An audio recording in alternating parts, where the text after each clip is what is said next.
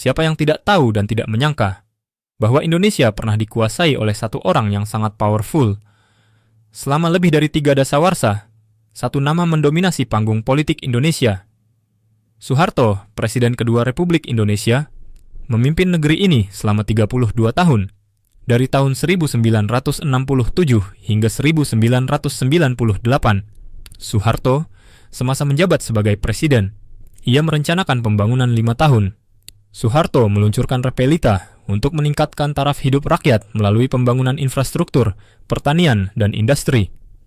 Repelita 1 pada tahun 1960, 9 hingga 1974 menekankan pada pemenuhan kebutuhan dasar seperti sandang, pangan, dan papan, serta perbaikan infrastruktur jalan, jembatan, dan fasilitas kesehatan serta pendidikan.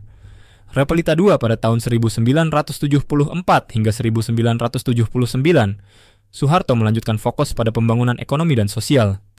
Hingga akhirnya, pada tahun 1984, Indonesia mencapai swasembada beras berkat kebijakan intensifikasi pertanian dan modernisasi sektor pertanian. Program bimbingan massal ini membantu petani mengadopsi teknik bercocok tanam yang efisien. Soeharto bekerja sama dengan ekonom yang dijuluki Mafia Berkeley untuk menstabilkan ekonomi Indonesia dan menarik investasi asing yang membantu pertumbuhan ekonomi Indonesia. Namun di balik alih-alih pembangunan, Soeharto yang dijuluki sebagai Bapak Pembangunan semasa menjabat dikenal represif. Kebebasan berpendapat dibatasi, serta media berada di bawah pengawasan ketat. Soeharto tidak ragu menggunakan militer untuk meredam gerakan protes dan pembangkangan, seperti yang terjadi dalam Operasi Seroja di Timor Timur pada tahun 1755. Pemerintahannya sering menggunakan pendekatan keamanan untuk menjaga stabilitas yang dianggap otoriter oleh banyak pihak. Juga pemerintahan Soeharto seringkali menggunakan berbagai strategi untuk membatasi kebebasan berpendapat dan berkumpul secara damai. Salah satu strategi yang digunakan adalah pengendalian media massa. Pemerintah memiliki kontrol penuh terhadap media cetak dan elektronik, sehingga hanya berita yang disetujui oleh pemerintah yang bisa disiarkan atau diterbitkan.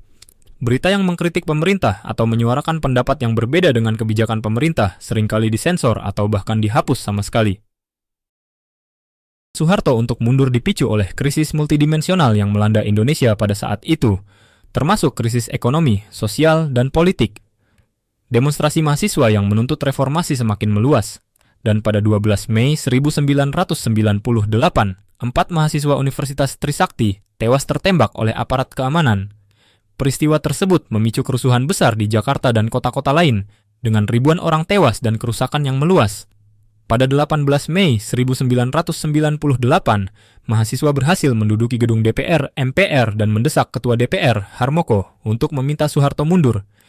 Pada tanggal 21 Mei 1998, Presiden Soeharto mengumumkan pengunduran dirinya setelah berkuasa selama 32 tahun. Pengumuman tersebut disampaikan di Istana Merdeka, Jakarta, sekitar pukul 9.00 waktu Indonesia Barat. Dalam pidatonya, Soeharto menyatakan bahwa ia menyerahkan jabatan presiden kepada Wakil Presiden B.J. Habibie sesuai dengan ketentuan pasal 8 UUD. Setelah itu, Habibie mengucapkan sumpah jabatan di hadapan Mahkamah Agung Republik Indonesia.